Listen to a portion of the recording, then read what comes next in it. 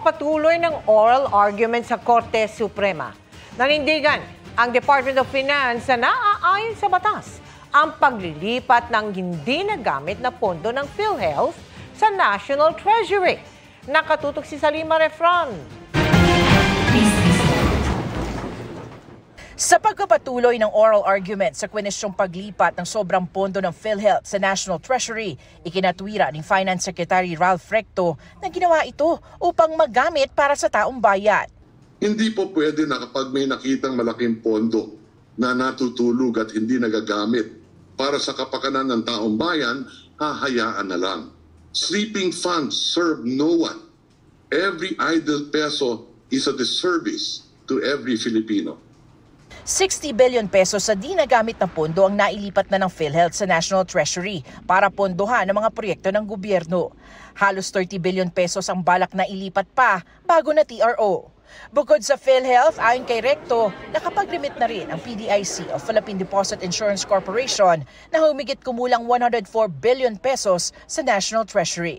Sabi ni Recto, kung ipapabalik ng Korte Suprema ang pondo, magkakaroon ito ng epekto sa credit rating ng bansa. That will add a fiscal pressure to our deficit. And that would entail us not hitting our deficit targets this year. And if we miss that, then we may not attain our coveted credit rating upgrade that we foresee in the next 18 months. Tinukoy ni Associate Justice Benjamin Caguiwa ang Section 11 ng Universal Healthcare Act na nagsasabing kapag lumampas sa tinakdang ceiling ang reserbang pondo ng PhilHealth ng 2 taon, babawasan ang kontribusyon ng mga PhilHealth members at itataas ang halaga ng kanilang benepisyo. Pero kung kukunin ng gobyerno ang reserve fund, hindi na ito mangyayari dahil hindi na maaabot ang ceiling. But every time you take money away from the reserve fund, the reserve fund is not able to reach the ceiling.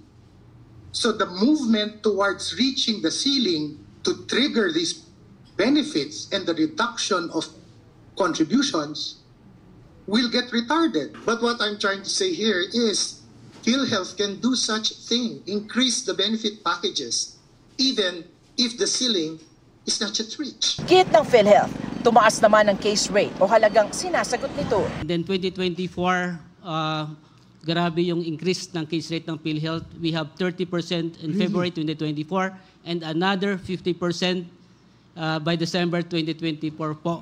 The average value of case rate increases po. I think nasa 13 or 13,000 pesos o 14,000. Bago nito, nagkilos protesta sa Baguio ang iba't ibang grupo para ibalik ang pondo ng PhilHealth. Ipagpapatuloy bukas sa mga maestrado ang pagtatanong sa mga respondent at mga petitioner sa oral arguments sa mga petisyon laban sa paglipat ng pondo ng PhilHealth. Mula rito sa Baguio City, para sa GMA Integrated News, Salima Refran, Nakatutok, 24 Oras.